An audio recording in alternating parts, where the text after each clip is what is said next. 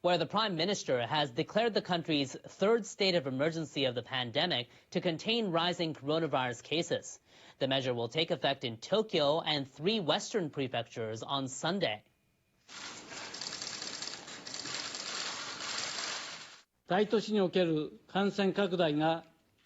We're concerned that the current surge in the major cities could spread across the country.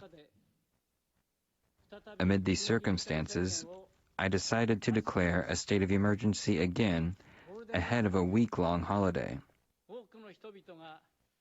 We need to contain the spread of the virus by focusing on intensive measures over a short period of time.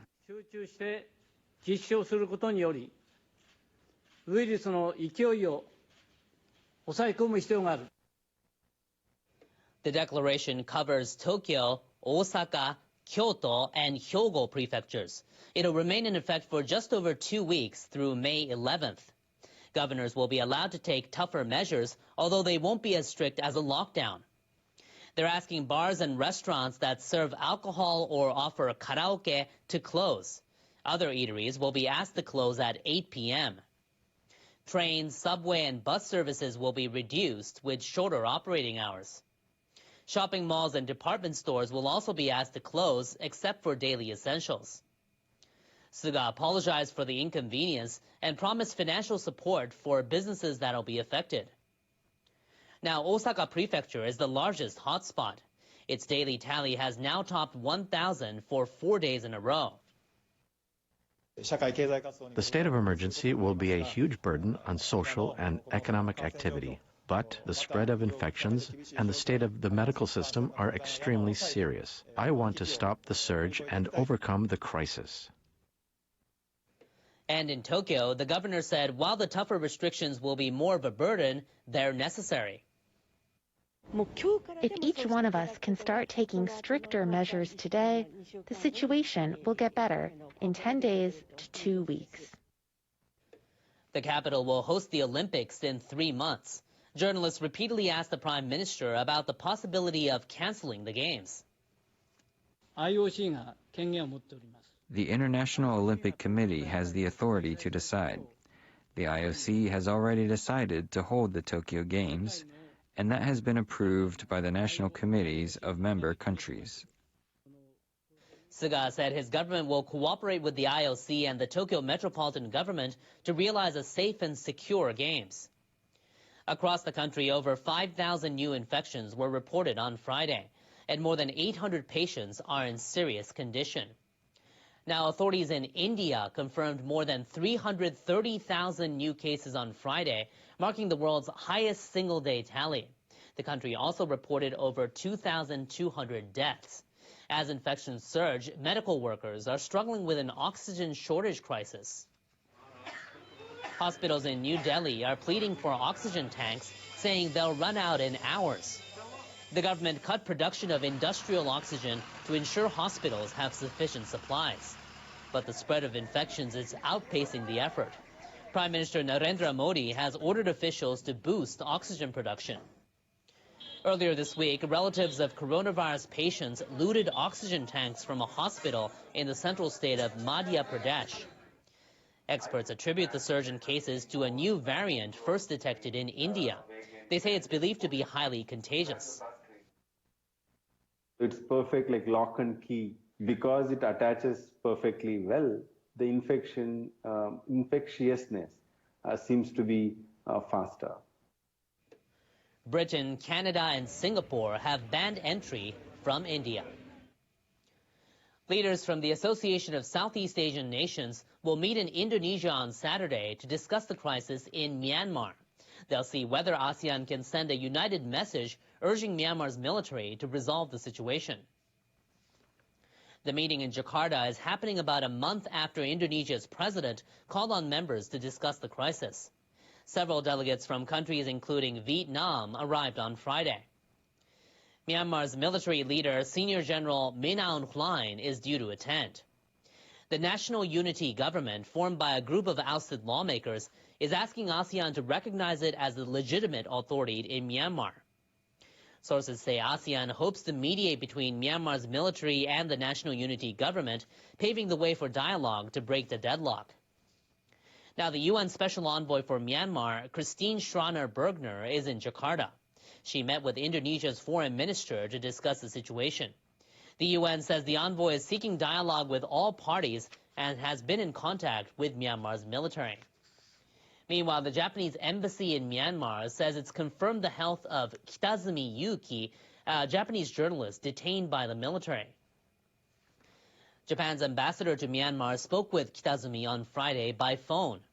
The embassy quotes Kitazumi as saying he has no physical problems and suffered no violence. Kitazumi was taken away by security personnel on Sunday and detained for allegedly spreading misinformation. Embassy officials say they'll continue to demand his release.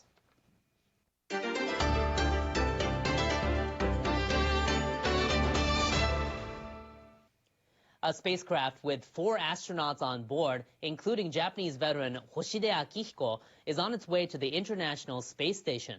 The mission is the first manned flight involving a reusable rocket and capsule developed by U.S. firm SpaceX.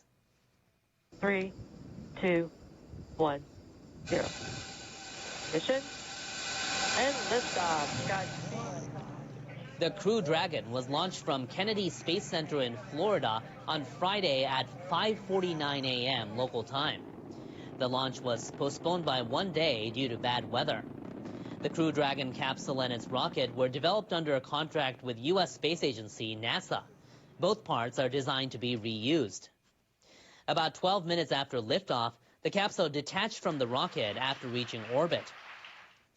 Hoshide will assume the post of commander of the International Space Station, responsible for its overall operation and the crew's safety.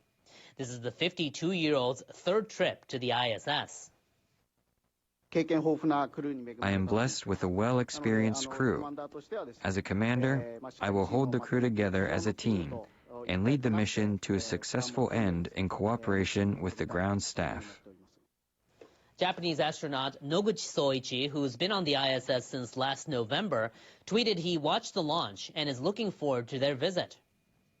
Hoshide and the other 3 astronauts are expected to arrive at the ISS on Saturday and will stay there for about 6 months. Japan's Ground Self-Defense Force is set to conduct joint exercises in southwestern Japan with the French Army and the U.S. Marine Corps next month. It'll mark the first time the GSDF and the French Army hold drills together in Japan. France is the only European country with a remaining military presence in the Indo-Pacific region. It also shares the vision of a free and open Indo-Pacific with our country. Defense Ministry officials say the GSDF's Amphibious Brigade will take part in the drills. It specializes in coastal landing operations, which could be necessary if Japan's remote islands were invaded. Officials said participants from each country will go over the procedures for landing operations. The drills will use SDF helicopters and the U.S. Marines' Osprey tilt-rotor aircraft. The French Army has experience in anti-terrorism warfare, so the participants also plan to practice forced entry into buildings. Some observers believe the exercises are aimed at demonstrating Japan's cooperation with multiple countries in light of China's increasing maritime assertiveness. In other news, a Japanese university student leader has expressed her view on the government's new target for cutting greenhouse gas emissions. It comes as world leaders discuss how to tackle climate change in an online summit from Thursday hosted by U.S. President Joe Biden. Nakamura Suzuka is a member of the Fridays for Future movement. She spoke at a lower house committee meeting on Friday, attending as an observer.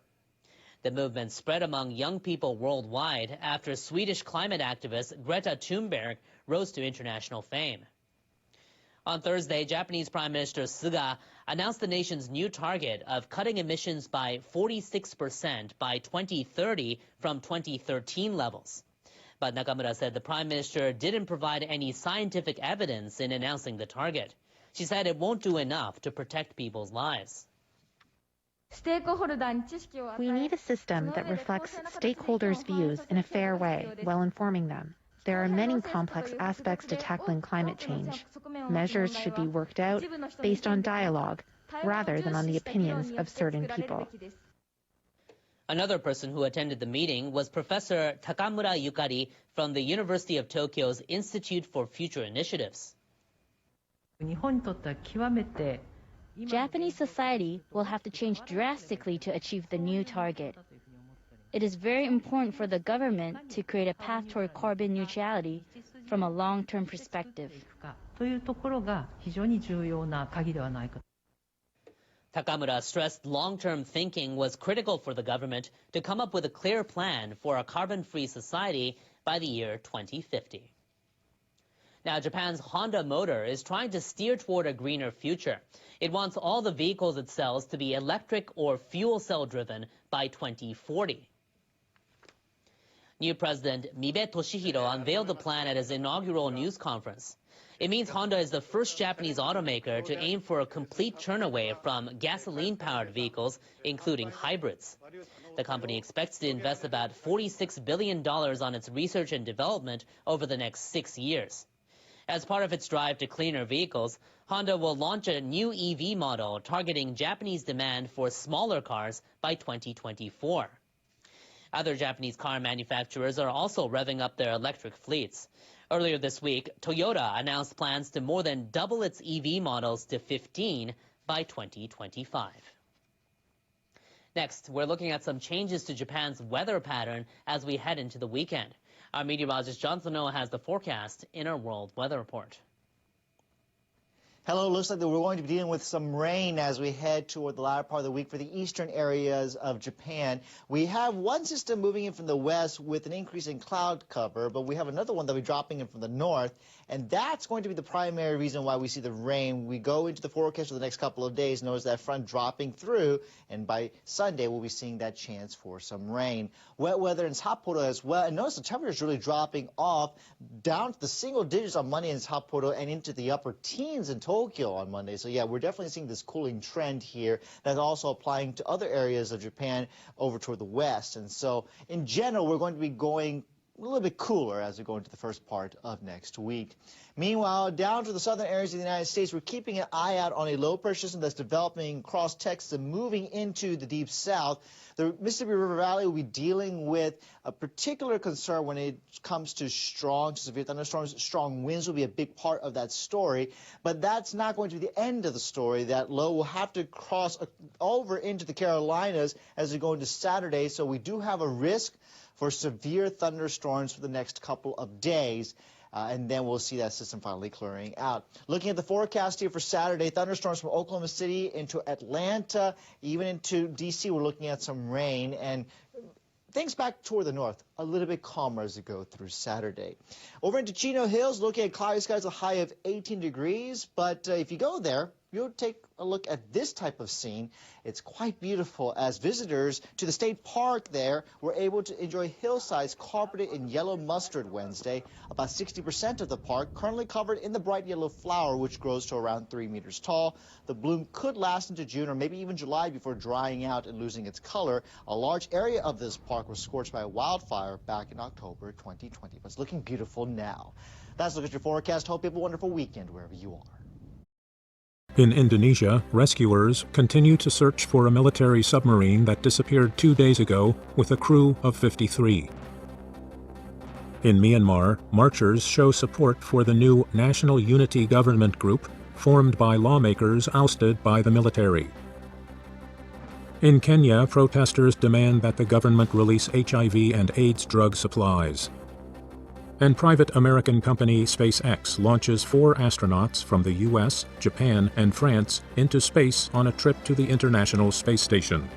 A surge of coronavirus cases in India has left the country's healthcare system reeling. Amid reports of hospital patients dying due to oxygen shortages, the Prime Minister has said industrial oxygen is being diverted for medical use. The jailed Russian opposition activist Alexei Navalny has ended his hunger strike after 24 days of refusing food. He says he's now seen doctors from outside the Russian prison service about his back pain and numbness. French leaders have paid tribute to a police clerk stabbed to death by a suspected terrorist at a police station near Paris. President Macron said the nation stood by the 49-year-old mother of two. And the former chief advisor to Boris Johnson has accused the Prime Minister of falling far below the standards of competence and integrity the country deserves.